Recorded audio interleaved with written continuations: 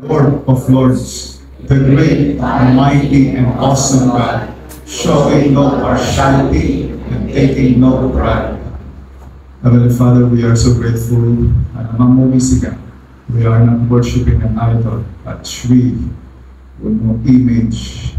We thank you, God, for we have come to know the God of our fathers, the God of Abraham, the God of Isaac, the God of Jacob. We thank you, God, for it is by your grace that we are here today. Ma-recognize mi ako, Diyos, ti parabol mo ikitiyag mi. Napulang ako, Diyos, ti grasya, so maata kami tata. Thanking you, praising, and worshiping you. We humble ourselves before you. Mumi ako, Diyos, nga awan ti maharamitan mi, mumawat ka. And as we ponder on your words today, that your Holy Spirit anoint our hearts. Help us open our minds and our understanding that we may see you, kadagito'y Apo Diyos, may sasaw ikang kumpren. May you stir in up faith, stir in up obedience, stir in up, Lord, iti panagraang reverence in your name. Malaydayaw ka, Apo Diyos, you alone deserve the glory, the honor, and the praise. At mapadayawan ka, Apo Diyos, kasagilan ka ng Jesus. In Jesus' name. Amen. Nasa series pa rin. Nasa series pa rin tayo. Knowing God, the God that we worship. Bagamat takaban mo, the God that I worship. God that I worship. Masabol nga, mamamo tayo, Diyos nga, daydayawan tayo. Kaya dito siguro ti mauding nga pasat na, ato ba actually nga baka dito ti mauding nga pasat na. Hindi ko pwedeng skip itong topic na to, because this is the most frequently used title for Yahweh. Title naman ngayon, hindi pangalan. Although may mga instances na ginamit ito as names, but originally it was his title. It was his number one title. Dahil na title ka Adonai. Bagatay mo namin di Adonai. Adonai or Lord. It is a Hebrew word, natirot word na Adon, which means steward, administrator, master, or Lord. Someone who has authority. Ito ang ibig sabihin ng Adon. Adonai, master, Lord, boss. Kaya the word nga Adon, ginagamit din ito sa tao. Katulad sa Genesis chapter 45 verse 8, pagkakalita nga the emperor of Egypt lord it over me, itintero nga Egypto. Kaya palakpakan din na hindi, tapos barbarong na ko nito, multimedia personal natin. Awatan tayo, no, medyo nervous pa. Therefore, it was not you who sent me here, but God. He has made me a father to Pharaoh, an Adon of his entire household, the Adon over all the land of Egypt. Wala na, mabalik yung mausal at tao, the word nga Adon, o one Adon. Kaya nakadalin na dito ay istorya ni Joseph. It was the story of Joseph nga inlako isuna na hindi kakabsat na sa Egypto. Kaya nabasahan natin istorya na may isang kita nito jay extend ti pagka-Lord, pagka-Adon ni Joseph. Sabi ng Biblia, awan ti rumuar ikumunag ija-ija na saan na mo without his permission. Mapa-tao man, mapa-animal, mapa-everything that goes out and in Egypt, masapol nga ada permission na. Ganon yung pagka-boss niya. Ganon yung pagka-Lord niya. Now when we say Adonai, meron siyang suffix na AI. Yung AI na hindi artificial intelligence yun.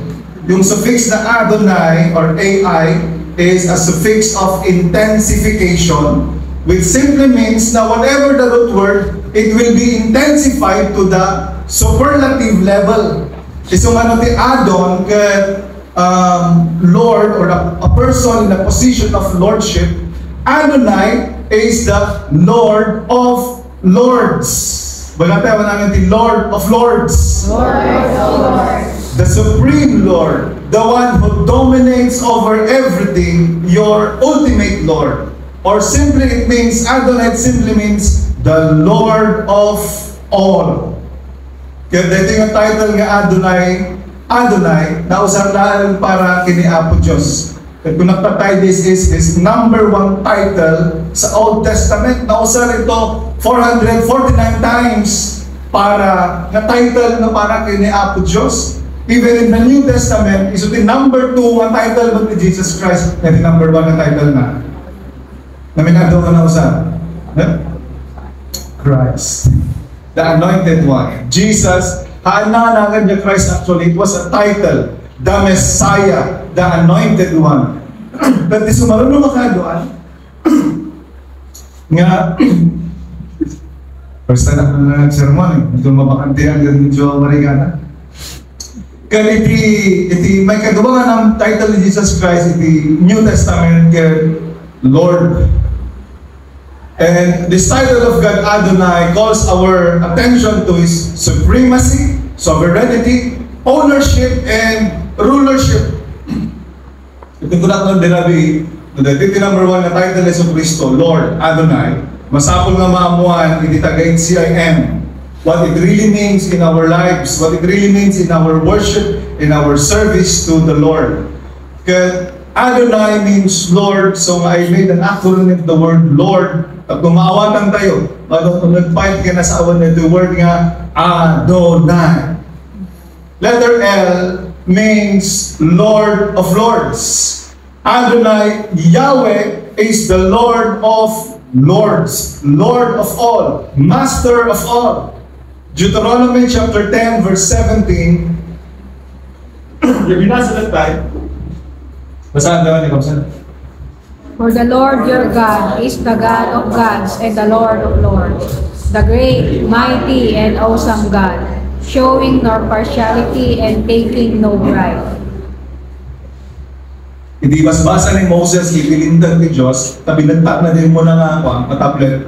Ngaramid ka ulit, na Apo Diyos. Ngaramid ka ulit, imbasa na ulit kadagit Israelita, may sarito yung imbaganan. Ang tulnog kayo kay Kuana, for the Lord your God is the God of gods and Lord of lords, the great, mighty, and awesome God, showing no partiality and taking no bribes. Katira ba tinaga, ado-ado iti Apo, ado-ado iti Lords, maraming mga masters, already opisina yun, sigurado nga may mga master kayo doon, may mga boss kayo. Sino pang may boss sa kanilang mga opisina? Amen. Namatagagin mo boss.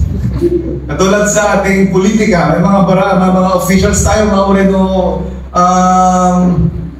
aging boss na. Feeling nila sila yung boss talaga. Pero sabi ni Ninoy Aquino, maalala ko lang, kayo ang boss ko. Dahil ko na hindi ka, kayo ang boss ko. Even mga business owners, mga land owners, basta that is someone under your authority, you can be considered Lord. But God is the Lord of Lords. He is the Supreme Lord. Amin nga ari, amin nga apo ni Tirabaw ni Daga, masapol nga agrubab kingkwana. Sa katunayan, sabi sa Colossians chapter 4 verse 1, Masters, give what is due to your servants, because one day you will appear to your own masters in heaven. Kuna na, masters, basahan namin kuna. Masters, give unto your servants that which is just and equal, knowing that you also have a master in heaven. O, da kayo nga amo, da kayo nga boss, da kayo nga owners. Tratuhin nyo ng maayos ang inyong mga trabahador. Una na, knowing that you also have a master in heaven, which is the Lord of all, the Lord of lords. Bagagtakabal mo, ang master mo. Master mo. Adonai. Interestingly, Jesus Christ was also called King of Kings and Lord of Lords. Revelation chapter 19 verse 16, magbaganan nita. And on his robe and on his thigh, he has a name written, King of Kings and Lord of Lords. Nakakapslak pa'y. Kat ito namay ni Apo Jesus, nagubatan na ni Satanas, agsakay ito iso na tipuraw nga kabalyo. Kita nyo, tapuraw nga kabalyo, di pagsakayan ni Apo Jesus. Baka sa bali nga ako, Jesus, basta nakakabalyo. Baka nangisip niya kabalyo, lumpay niya kabalyo, red niya kabalyo. May mga horses kasi sa Revelation eh. Pero mga pestilence pala ang dala ng mga yun. Ag sakay ko iso na iti puraw nga kabalyo, kung natin Biblia. Kaya nakita na vision ni John that in his name, in his tie, and in his robe written, King of Kings and Lord of Lords. Amen. Amen. You know, sa Old Testament, Yahweh is the only Lord of Lords. When you go to the New Testament, the same title was given to Jesus Christ. Greek nga lang, di pa nakaisurat na, ni Adonai. Curious, nga misumot lang iti equivalent na the word nga Adonai. Philippians chapter 2, ibagala nga, every knee will bow, every tongue will confess that Jesus Christ is Lord. He has given him the name above every name. He has given him the title above every title. That at the name of Jesus, every knee will bow, every tongue will confess that He is. So na ako. Hindi naman siguro nalilito o nagkamali si Paul nung sinulat niya ito. Because he knew his Old Testament. But later on our topic on the triunity of God, ma-discover natin that God the Father is Adonai, God the Son is Adonai, the Holy Spirit is also Adonai, and they are one. Sa katunayan, Adonai is the plural form of Adon. So literally means lords. So, maraming Lord, maraming Lord, pero isang Lord. Yahweh is Adonai, He is the Lord of Lords, Lord of all, Supreme Lord. He dominates over all. Amen. Amen. Letter O, nga kinapod no may panggap dito ay Adonai. What does it mean when we say, God, you are our Lord, you are our Adonai? Letter O means owner of everything. Bagang takaban mo, owner of everything. Owner. He's not only the Lord of Lords, He's also the owner of everything. Deuteronomy chapter 10 verse 14, Bagbagana nita, natilubong, kin amin nga nagyan na. The heavens, indeed the highest heavens, belong to the Lord your God. And thus the earth and everything in it. Ti langit, kinti amin nga langit. Marami kasing heaven. Kaya nga doon, God created the heavens. Kaya first heaven, second heaven, third heaven. Ti langit, hindi amin nga langit, all the universe, ora itilobong, tinamin nga nagyan na, kukwa na. Kung kukwa na, haraman ka dyan. Walang tangabay, kukwa na ka niya ako, Diyos. Diyos. As Adonai, He owns everything. If He owns everything, He has the right about everything in your life, including in your life. Actually, He can take your life anytime He wants because it is His. Kukwa na, bagi na. Nukas bang galingan ko impabulot ko yung ganito nga cellphone, kat madama ka nga ni mga bakkan di ML, maabak mong Diyos. Pero sinabi ko sa'yo, akin na yan. Hindi ka makakapagreklamo kasi it is mine, it is not yours. Pinahiram ko lang sa iyo. Now, God is Adonai. He owns everything. Everything you possess. Ora dyan, duldulin mo ang plato, no sana rumuar mo na bisita. Kukuha niya ako Diyos din yan. Pagkatakabay mo, kukuha na.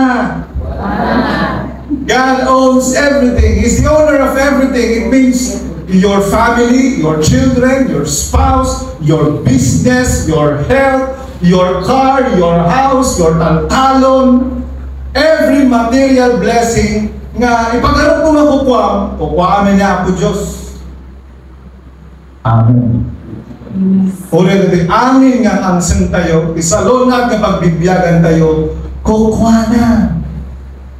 That's why it takes a wise man to realize and acknowledge God as the owner. Lord, it's yours, it is not mine. Psalms chapter 50, verse 10 to 12. Sino natarakan na dito? Natarakan mo. Feeling mo, tarakan mo talaga niyan. Akala mo sa'yo yun. Pero sabi ni Lord, every animal of the forest is mine. The cattle on 1,000 hills is mine. Pagi amin ni ako bistigita.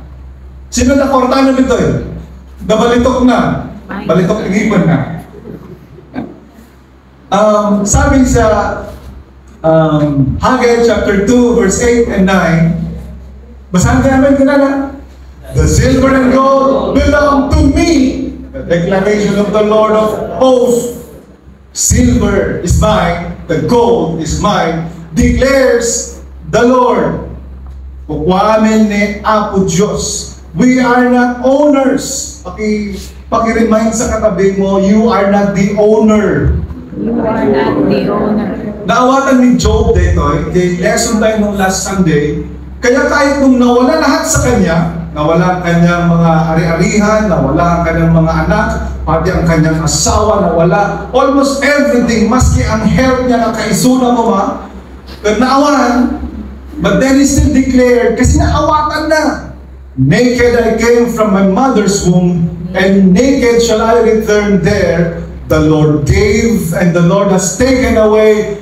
Blessed be the name of the Lord. Amen. Amen. You know, we are all born naked. Dapat na dito yung gum na dos. Dos talaga. So, Ngayon nakada, gum mga piso. Ako na yung Jiris mo to record ka na. Ngayon nakada, gum mga tordilyo, ano tools, ada gum mga diploma, ada gum mga bado. Oh, pag-war mo ka na dati pampers, talaga endorser ka na datos. Sure na. Sigurado, atonggal may sa kanata dito, hindi na yanak tayo, awan polos, itigom-igom tayo. Amen. Kaya amin, nga ada kada tayo tata, na ipaima lang ni Apo Diyos. Ipaima na lang, your time, talent, treasures, saan mo makukuha na kita? Ipampamanage lang ni Apo Diyos King ka. Pag isabi sa katabi, pinapamanage lang sa'yo. Pinapamanage lang sa atin. Your family, pinapamanage lang ni Lord sa'yo yan. Your business, pinapamanage lang ni Lord sa'yo yan. Your career, pinapamanage lang sa'yo. Your savings, ano ba may savings? Yung utang mo. Pati utang, pinapamanage ka na sa'yo. Lahat ng meron sa'yo, hindi sa'yo yan. Pinapamanage lang sa'yo ni Lord yan. Mo dinawat akin, idawat ko na tingang tinapod, no? Limang antibiyat ko. I don't have to hold on to everything. I don't have to hold on to my wife, to my children, to my future, to the business, to the ministry. I don't have to hold on as if it's mine. It's not mine, it's the Lord's. So ano daw mapasama, I run to the owner, no, ako kung na doy, yung tikastatan dito, it's yours, help me to manage. Kaya ramidan tayo lang, kasta tao, we have to become good stewards, managers, not owners. Pag-isabi sa katabi, you're a manager, not the owner. you're a manager, not the owner. Kung namaawatan dito, nagmaya. Takto lang, kinapun ba natin kanapsan? May kapalo, ano yung letter L? Adonai, Lord, Lord of Lords. Letter O is the owner of everything. Number 3, He is the ruler of the universe. As Adonai, or Supreme Lord, He is the ruler of the universe. Psalms 103 verse 19, Pagbaga nita, the Lord has established His throne in heaven, and His kingdom rules over all. Over all. Ito na ba kita ka? Langit, He rules over all. He has dominion over all. He has authority over all.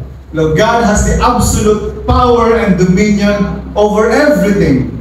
Gamin, isuna karot iti authority, He is the ruler. Kung ada alintagan na, He has the right to do everything He wants.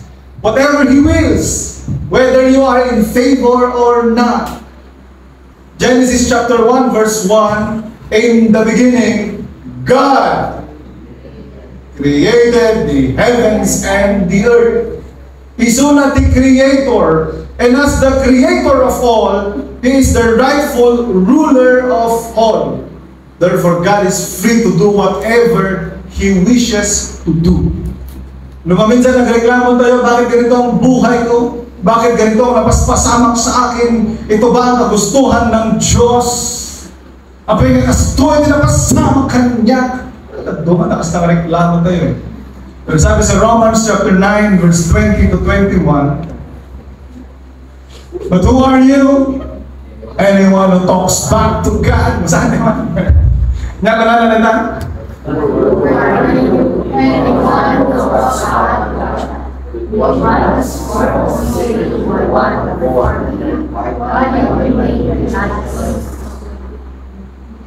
has the potter no right over his clay, to make from the same lump one piece of pottery for honor and another for dishonor?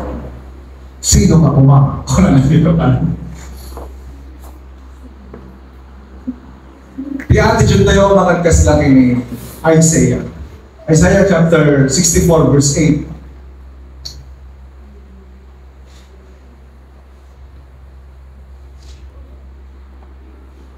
Nakita yun eh? Apay awan ti kalimtigan yung butter ng mga ramin doon niya, ti kaya na identically. Ay di ko mati heart tayo. Yet Lord, You are our Father. We are the clay, and You are our potter. We all are the work of Your hands. Lord, You are the potter of my life, and I am the clay. Mold me as You wish. Amen. Ngayon, takalintigan niya po Diyos nga mga aramid ti kayat ng aramidan. Kung i-question ni, nung meron Jesus Christ, kinestyon ng mga Pharisees kasi He keeps on breaking the law of the Sabbath. Why did you heal this man? Why did you allow him to take his bed in the day of Sabbath?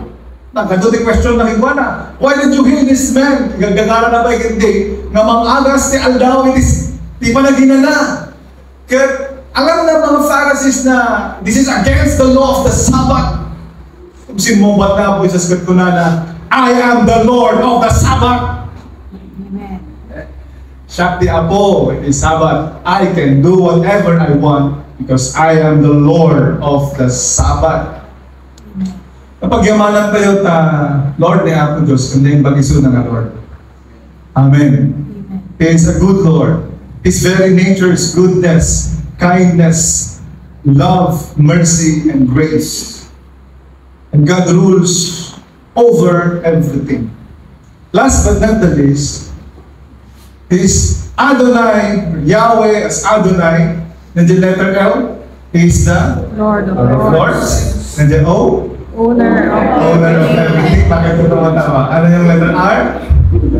Ruler of the universe. Letter D, as the ruler, owner, and Lord of all, He dictates what we ought to do. He dictates what you ought to do. Ibagala no anya ti dapat nga aramidan. Kat amo yo anya nga ti pagbagali ako Dios kanya. Imbagala amin na laksoy no siya lang katalo sa imbagala amin na. In surat na kay.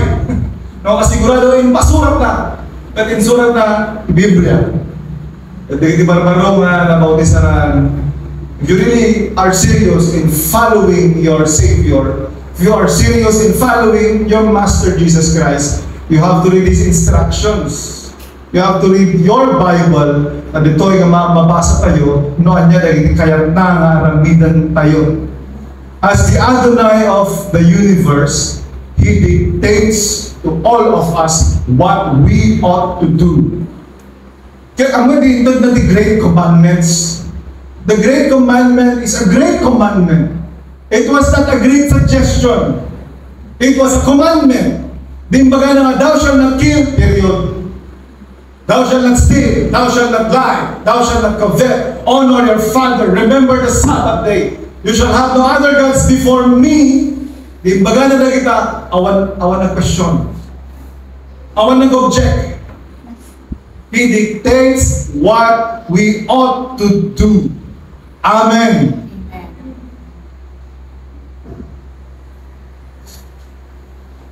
Hallelujah. Deuteronomy chapter 6 verse 5. Dahil mo na bilin ni hapon Diyos ka. And it is the greatest commandment as it says in the New Testament. Basahan tayo kakabsat ko na. Love the Lord your God with all your heart, with all your soul, and with all your strength. Tawatan na ako Diyos siya. Amen yan. Wala na din may isang commentary. If Jesus Christ is not the Lord of everything in your life, He is not Lord at all. Nohaan mo lang nga isunat ti Apo, hindi amin niya pasat itibiyag mo, haan nga suna nga talaga ti Apo itibiyag mo. No, talaga ti reservations mo, Lord, kita dito sa asawa mo, pero dito sa chicks ko, wag mo mapakialaman. Hindi siya talaga totoong Lord. Lord, kita dito sa pera ko, pero dito sa pagsusugal ko, wag mo papakialaman. Hindi talaga siya Lord. Kaya sinabi ni Lord, love the Lord your God with all your heart, with all your soul, with all your mind. He dictates us what we ought to do. It is His universe. That's why we need to abide in His laws. Amen. Amen. Ano ba mga sinasabi niya? Micah chapter 6 verse 8. Dahil tinurumbang namin ang tao. Basahan tayo amin ito na. He has told you men what is good and what it is the Lord requires of you. Only to act justly, to love faithfulness, and to walk humbly with your God. Dahil tinurumbang namin ang tao. This is the Lord requires of you. Diba? Required. I-dictate na no niya taramidam. Katmayan ka i-dictate na ng pagsayatan. Handa yung baga nga, i-chisbis mo ni Arken. Patayang taga-arubang. At palangguat kakin, bakit mo? Ano kasi tinagbaga na niya? Nagmerita dating the Lord of all, iti-isusuro na act justly, to love faithfulness, to walk humbly before your God. Amen. Ado actually tibilin niya po Diyos kada tayo. Kaya hanggang iskipan natin. May sana paulit-ulit na ibibilin niya po Diyos. Palagi niyang sinasabi from Old Testament to the New Testament. Alam mo ano yun?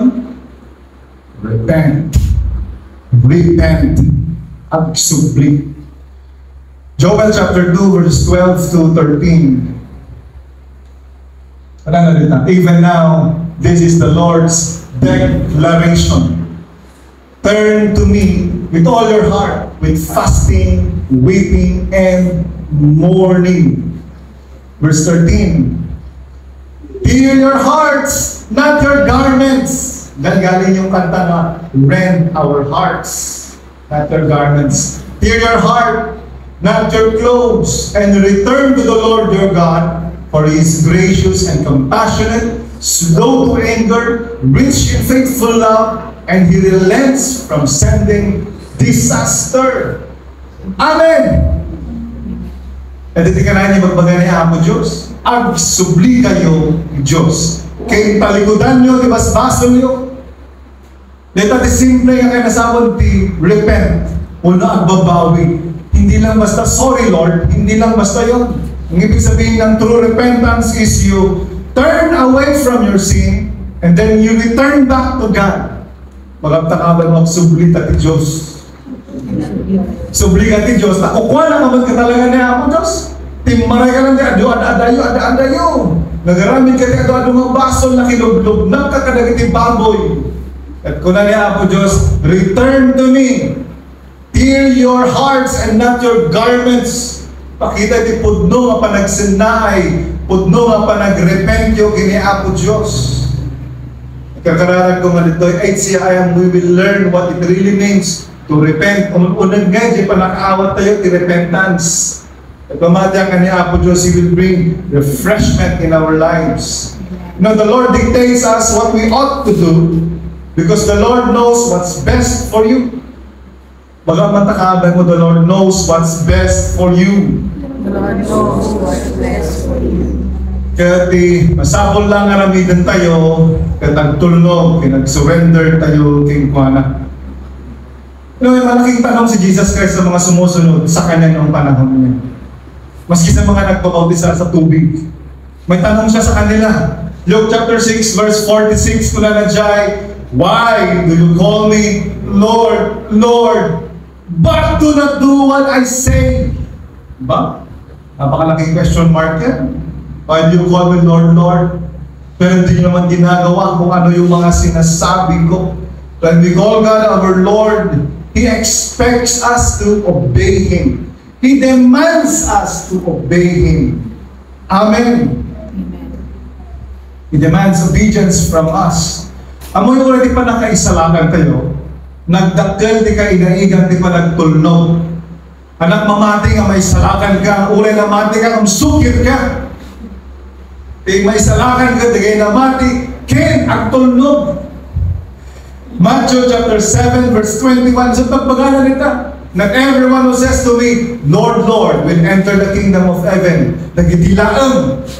Basahan nga ni Kiara. So mga bata, atang bata, sila magbasa. Si Chala. Not everyone who says to me, Lord, Lord, will enter the kingdom of heaven, but only the one who does the will of my Father in heaven. Thank you. Lakpakan ka. But everyone who says to me, Lord, Lord, will enter the kingdom of heaven. Only exclusivity. Only those who does the will of the Father in heaven. Ado-ado garong tibilin na. Ado iti lintag na. Na masapol nga kumpalan tayo. Now when I understood this principle, I don't pay attention much on what people say. I look closely on what they do. Are they doers of the Word of God? Talaga bang sinusunod nila yung mga preach nila o tinuturo nila? I look closely on what they do, not on what they confess. May napanood ako one time, may invite sila na pastora sa church nila. Parang convention yun, parang 3 days na nag-convention, grabe, mayat ba't ating pa na? Tapos nagsalita yung pastor. Ako mo, bakit hindi nila screen out? Do you have anything to say? Conclusion na yun. Nagsalita yung senior pastor. I really appreciate it. Yung grupo, tayo ba na natin ang simbaan. But, karara, dapat na, let us protect ourselves from their heresy. This is a false prophet. Kulana! Kasi siguro, nakita natin yung minister na nag-research na sa balay, nakakabitan ka. At kung na hangin na saya, kahit matresing po na tao, nga mga nasaya na nasusunod na. Yung baka nakita na hangin na saya at biyag na. Are we doers of the word or hearers only? Are we preachers only of the word? Or are we doers? Importante ka kapsat nga at tulog tayo. Amen. Yung problema naman minsan, baka mas sinusunod pa natin yung mga boss natin dito sa lupa kaysa sa boss natin sa langit. Amoy dito sa issue ng Lordship, pagka-Adonai ni Lord. Dito nagkakatalo-talo ang maraming Kristiyano, ang nagsasabing Kristiyano. We want Jesus to be our Savior. We want Yahweh to be our provider. We want Yahweh to be our healer, our banner, our peace, our shepherd. But how about Adonai? Will you take Him as your Adonai? Will you take Him as your Lord, the Lord of all? The Lord who dictates what you should do in life. Ruler who rules over your life. Owner who owns everything you have. And Lord over all. Jonathan, saan niya? Pagdating ng tao, we want control. We want ownership. We want rulership. Pero kung hanggang ngayon ay hindi mo pa naiintindihan that Yahweh is Adonai, at hindi mo pa sinusurrender, hindi mo pa sinasubmit everything under the Lordship of Jesus Christ, may problema ka, kapatid. If you only want Jesus as your Savior, but you don't want Him as Adonai in your life, delikado ka kapsa. Yahweh is Adonai. He is the Lord of all. Lord of lords, owner of everything, ruler of the universe, and He dictates us what we ought to do. Total na tumaktab tayo.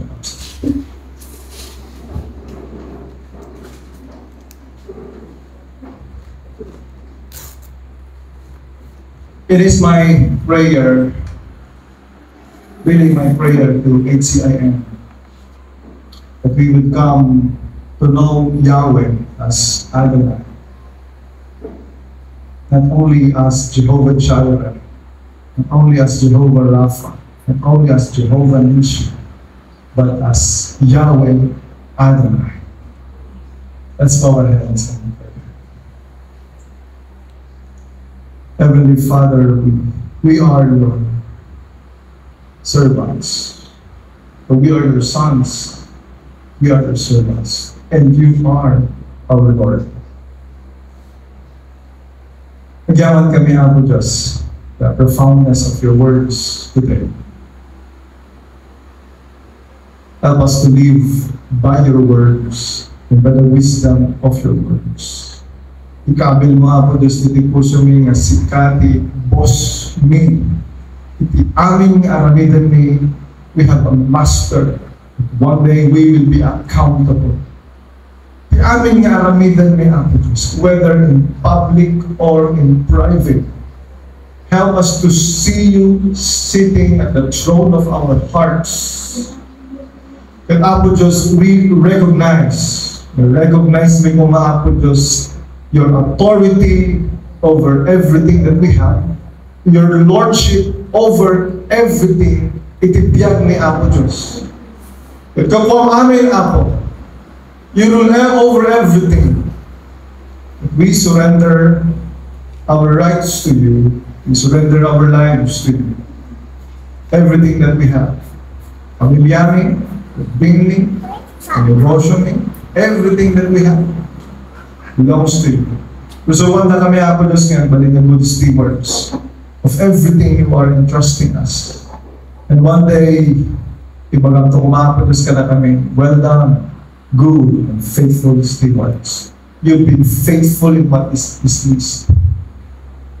Come and dine in with your Master's celebration. Malaylayaw na ako. Malaylayaw ti napatay natin. Yours is the glory and the honor. In Jesus' name.